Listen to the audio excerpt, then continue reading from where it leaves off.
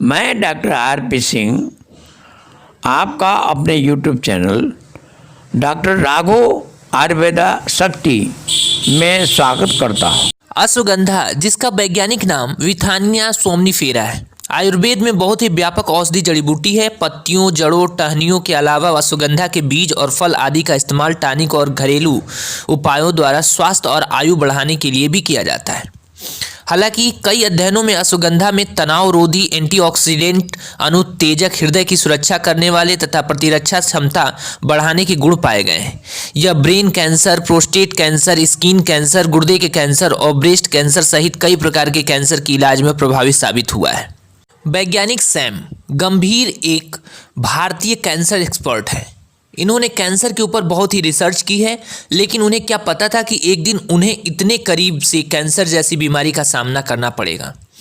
असल में उनके 14 साल के बेटे मिलन गंभीर को ब्रेन ट्यूमर हो गया। क्योंकि वो खुद एक कैंसर एक्सपर्ट हैं, इसलिए उन्हें अच्छी तरह से पता था कि ये बीमारी क्या रूप ले सकती है। फरवरी 2015 में सैम ने मिलन को स्टेम सेल ट्रांसप्लांटेशन के क्लिनिकल परीक्षण के लिए फ्लोरिडा भेजा था। साथ ही सैम ने सैकड़ों वर्षों से भारत में अपने उपचार के गुणों के लिए जाना जाने वाला अश्वगंधा पर रिसर्च करना शुरू किया। 1 साल के अध्ययन के बाद सैम ने शोध में पाया कि अश्वगंधा में पाया जाने वाला विथाफेरिन ए नामक तत्व मस्तिष्क के ट्यूमर का कारण बनने वाली कोशिकाओं को नष्ट करने में बहुत महत्वपूर्ण होता है। लेकिन जब तक ये निष्कर्ष निकल पाया तब तक बहुत देर हो चुकी थी और मिलन इस खोज के कुछ ही हफ्तों बाद मर गया था। हालांकि सैम गंभीर और उनकी प्रयोगशाला में अभी भी कैंसर के ऊपर रिसर्च जारी है।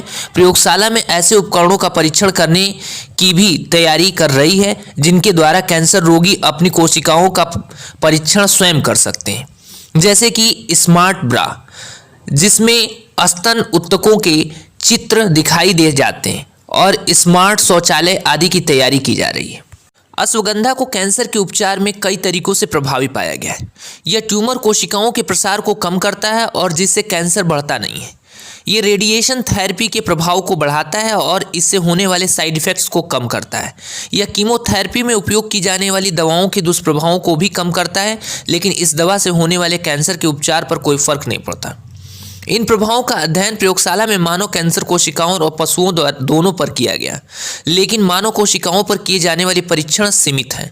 इन प्रयोगों में ये पाया गया कि विथाफेरिन ए कैंसर के इलाज में सबसे अधिक सक्रिय तब होता है जब वो अश्वगंधा की जड़ों या पत्तियों से निकाला जाता है।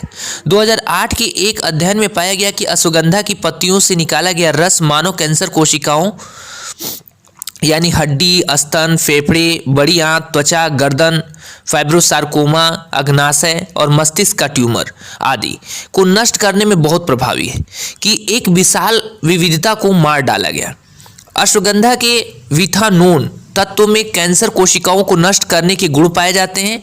अश्वगंधा एक रेडियो सेंसिटाइजर यानी वह दवा जो ट्यूमर कोशिकाओं को रेडिएशन थेरेपी के प्रति अधिक संवेदनशील बनाती हैं और कीमोथेरेपिक एजेंट जल्दी बढ़ने वाली कैंसर कोशिकाओं को नष्ट करने की दवा के रूप में कार्य करता है।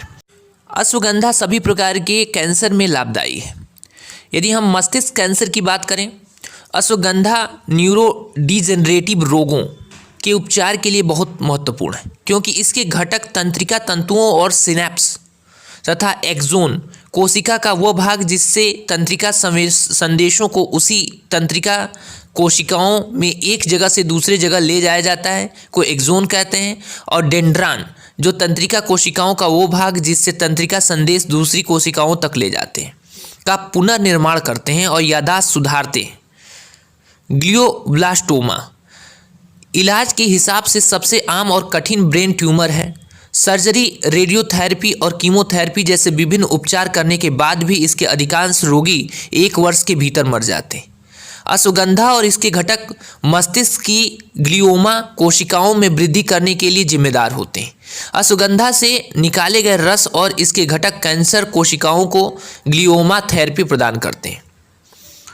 स्तन कैंसर स्तन कैंसर से पीड़ित 100 रोगियों पर कीमोथेरेपी और बियानिया सिम्नीफेरा या अश्वगंधा दोनों का ट्रीटमेंट और केवल कीमोथेरेपी करके तुलनात्मक परीक्षण किया गया, तो यह निष्कर्ष निकाला गया कि अश्वगंधा का सेवन करने वाले मरीजों को कम थकान महसूस होती है और जिन्होंने सेवन नहीं किया है उनको अधिक थकान महसूस होती है।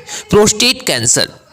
अश्वगंधा कई कार्यात्मक रूप से महत्वपूर्ण जीन और संदेश भेजने की प्रक्रिया को नियंत्रित करता है, जो प्रतिरक्षा तंत्र की प्रतिक्रिया तंत्रिकाओं में आने वाली सूजन, संदेश स्थानांतरण, सेल सिग्नलिंग, कोशिका चक्रण नियमन आदि से संबंधित होते हैं। इसे अश्वगंधा प्रोस्टेट कैंसर के इलाज के लिए प्रभावी रासायनिक एजेंट की तरह काम करता है।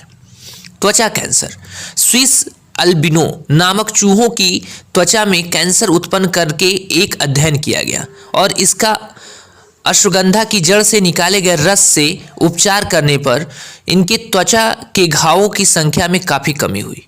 शोधकर्ताओं ने अनुमान लगाया कि अश्वगंधा के रस में मौजूद एंटीऑक्सीडेंट और इम्यूनोमॉड्यूलेटरी घटक इसके चिकित्सीय गुणों के लिए जिम्मेदार होते हैं। वैज्ञानिकों का मानना है कि अश्वगंधा कैंसर को नियंत्रित करने में सक्षम है और साथ ही साथ कैंसर का उपचार करने वाले अन्य तरीकों जैसे रेडियो और कीमोथेरेपी के साइड इफेक्ट्स को भी कम करने में मदद करता है।